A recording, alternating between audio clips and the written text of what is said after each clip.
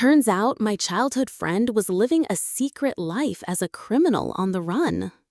Hi, I'm Lisa, 27, and this is one of the most shocking stories I've ever lived through. Mark and I grew up together.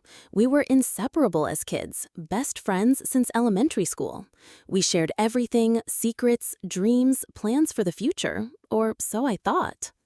About 6 months ago, Mark suddenly disappeared. No calls, no texts, no explanation, just gone.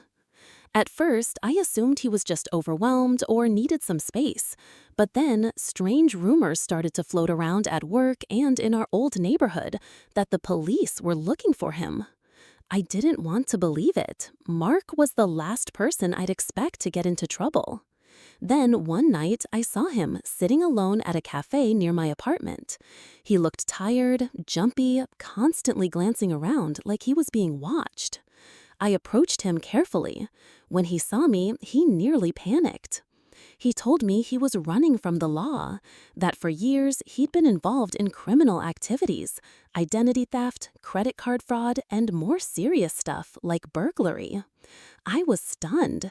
The boy I had grown up with was living a double life, hiding in plain sight. He begged me not to tell anyone, said he had no one else he could trust. I wanted to help him, but I was scared. The whole situation felt dangerous. Over the next week, I noticed someone following me, shadows in the parking lot, calls with no one on the other end. Then the police came knocking on my door, asking if I had seen Mark. I was torn. Should I protect my childhood friend or do the right thing? One night, Mark showed up at my door, desperate and scared. He told me he was thinking of turning himself in, but was afraid. I tried to convince him it was the best option, to face his past and move forward. But before he could decide, he disappeared again, this time for good.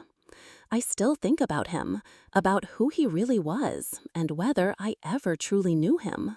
Some friendships aren't what they seem. Some secrets run deeper than the people we trust.